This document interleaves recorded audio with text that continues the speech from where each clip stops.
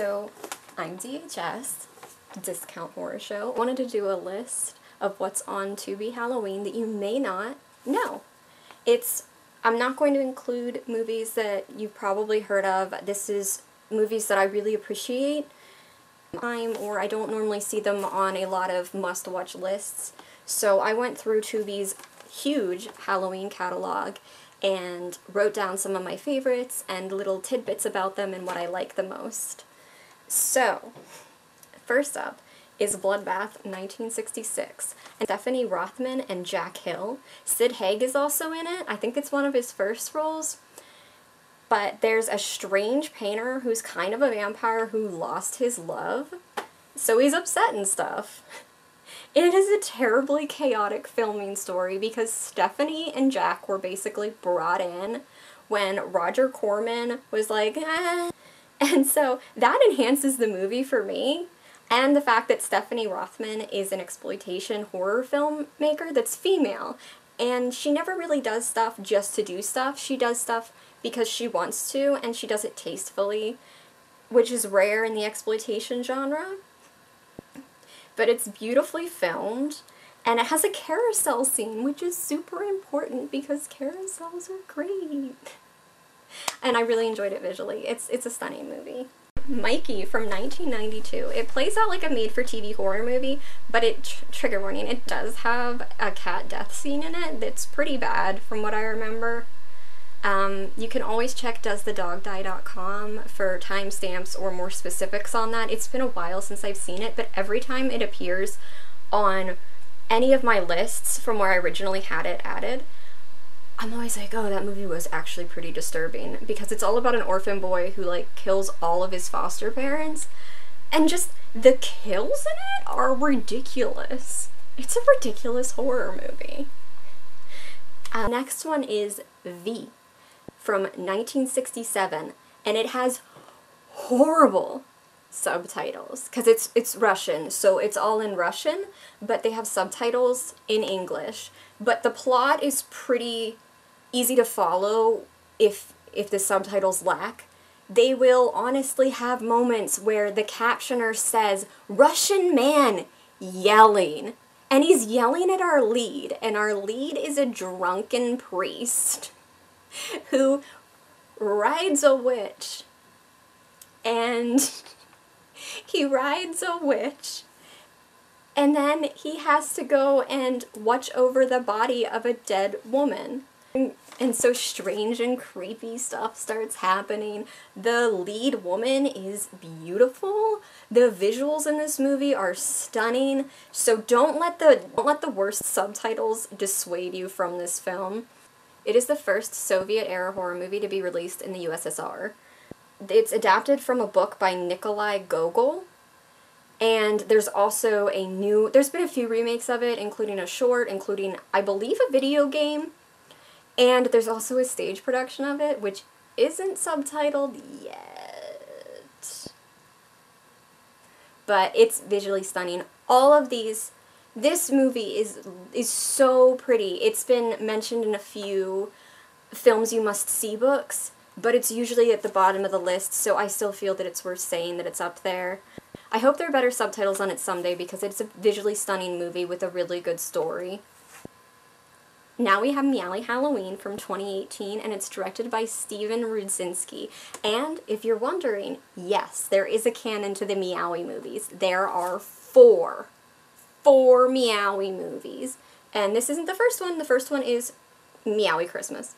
But Meowy Halloween is, you can watch it alone.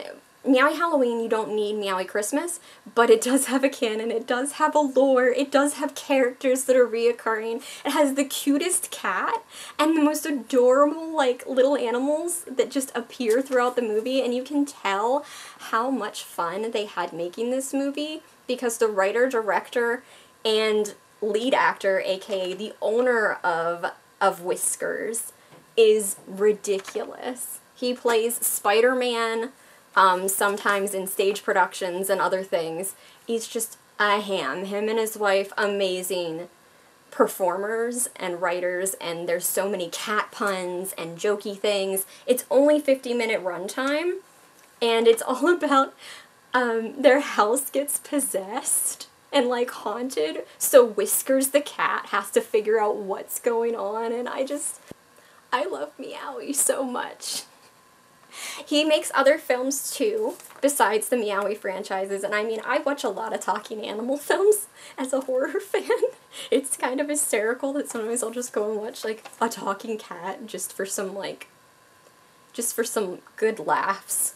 Because I don't like too many comedies, but if it has a talking animal, and it's low budget, then I am there. I love it. But this one stands out amongst all the other talking animal movies that I've seen. But if you want a true horror movie, watch Cop Dog. Anyway, Meowy Halloween and Meowy Christmas are both streaming on Tubi. I highly recommend. And if you end up liking that, or liking the writing style, the little Easter eggs, you can watch his other films. I think he's pretty great. The next one up is Velvet Vampire, 1971, directed by Stephanie Rothman, who did Bloodbath that I mentioned earlier. Again, she's an exploitation horror filmmaker. She's just amazing. I'm telling you, if you liked Love Witch, you will love The Velvet Vampire. It's so beautiful. The plot is this: the newlyweds go and stay with a vampire lady who invited them at like this dinner party they went to. I don't know. I'm watching this movie because they're all really pretty and the visuals, and it doesn't have a lot of scares. It has a lot of pretty people and a lot of tasteful nudity. It's like The Love Witch. It's not essentially scary. There's a lot of pretty naked people, and that's about it. It's not that deep. Black Rat, 2010. It's a Japanese horror film. It does deal with suicide because the main character and the entire plot is about Asuka who commits suicide from basically like the get-go.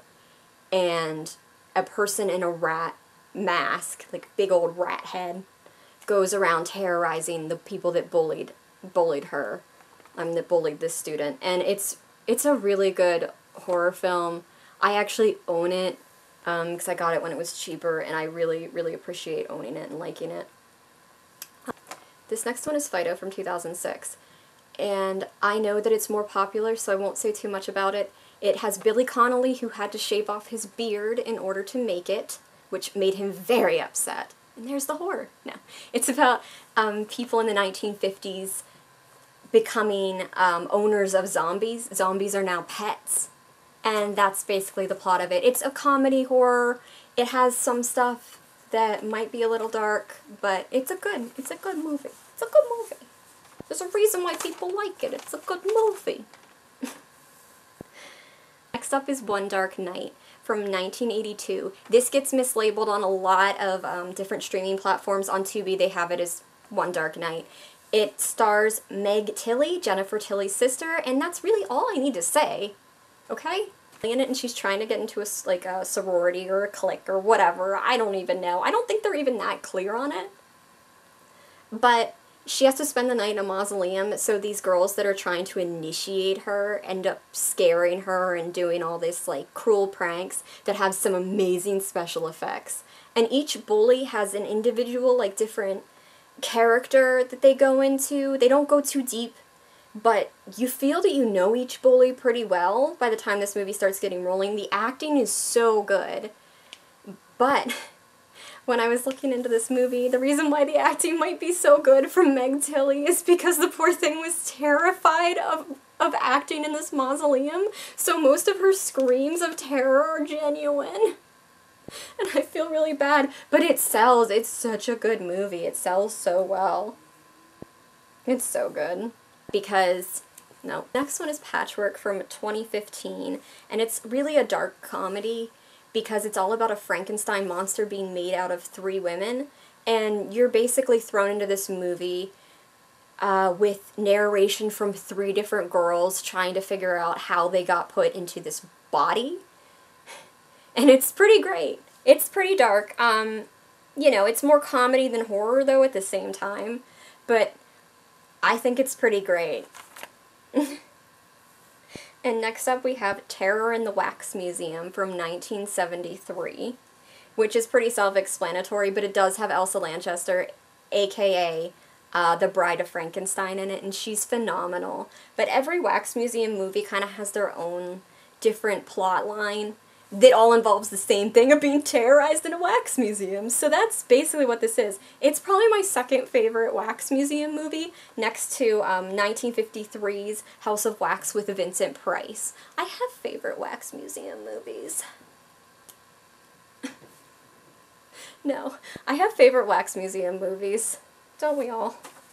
Next up is Blood Punch from 2013. It does have to deal with a heavier subject matter because it's about addicts that go to a rehab center because this guy was making a bunch of meth, so he has to go to rehab, but then this girl starts to seduce him, they break out to go to a cabin to cook meth together, then he realizes that she's with a guy, and basically chaos ensues. I think there might be a little bit of self-harm in it, but it's plot relevant, it's not essentially deemed to be a triggering thing, but addicts, etc., it might be a little too much, I understand, but I have been looking for a cheap copy of this movie for a long time, because back when I really liked it, it got taken from all these different streaming services. Anyway, it's good. It's a good movie. Next up is The Rohl Farms Haunting from 2013. And it's a found footage film. I went through a period where I watched a bunch of found footage films to try and find some that I liked. A lot of them I didn't end up liking, but this one has stuck with me. I've changed my review for it. I can't even say how many times because I can't place it anywhere. It feels so natural, like you could have found it somewhere in some like hipster's barn and you'd be like, okay, what's this? It feels like a found footage for once. It feels like a found footage film because most of it's done by two people that didn't really have, from what I can tell, too much classic acting training, and most of the script was improvised, and what I find to be actually sad about this movie is that it has tons of potential. It's not anything that you'd be like, oh, this is the best movie ever, please go watch it. No, but it's stuck with me for all these years. I watched this maybe like 5 or something years ago, and I can still picture that ending pretty well. And that's saying something, because I forget a lot of movies. Like, and it's doubly sad because they haven't made, as far as I can tell, unless they changed their names, they haven't made any other horror films since then, and that's truly sad, because when you have something that had potential, and it didn't have the budget, and it didn't really have the reception that they were hoping for, and it just kind of, they never do anything again. And I hope that they're making something somewhere because, yeah, it wasn't the best movie, but it stuck with me. I mean, I'm just a single person, so what do I know? But yeah, it's good. It's like about like this kid, and he goes off to Hollywood and leaves his friend on the farm, and his friend's kind of bitter, so when he comes back, and his friend's all Hollywood, which you hear a lot in this movie. Some of the lines are repetitive because it's improvised for the most part.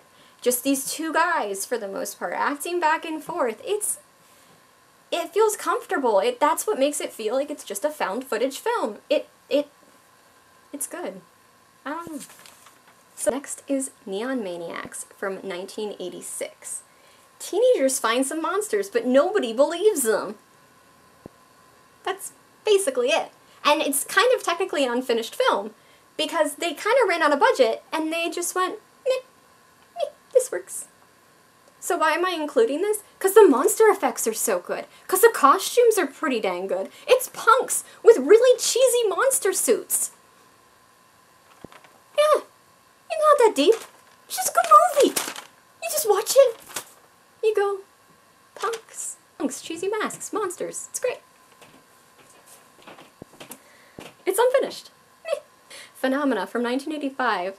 It's a Dario Argento movie, so I won't say too much about it because I know it's more well known, but I figured it needed to have its own part on this list because it's one of the lesser known Argentos, which is kind of an oxymoron, but whatever. It has Jennifer Connelly, and she actually got her finger bit by a monkey in that movie.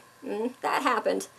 So she's basically a girl that's staying in a boarding school, and she can speak to insects, and that's about it. That's the plot.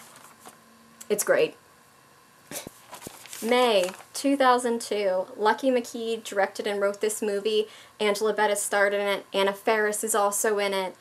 It is from 2002. So May is all about a girl who's kind of an outcast. She works at a vet office, and she just doesn't really fit in. She's socially awkward, which I relate a lot to. And she sews all the time. She makes all her clothes, which I relate to.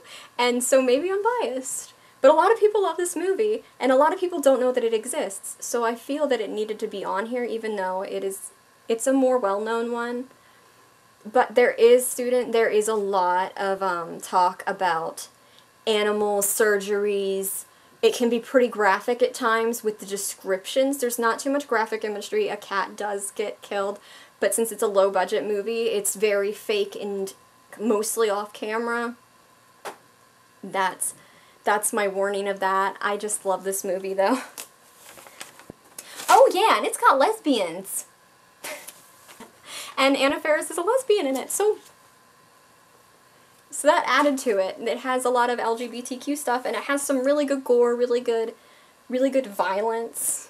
No! It's got lesbians and violence. Selling points. Oh, I wanted to highlight Masters of Horror for a moment because it was a horror anthology series that each episode was done by a different horror director who's a master of horror. So if you like a certain director, you can look down the list and see if any of them that you like's on the list.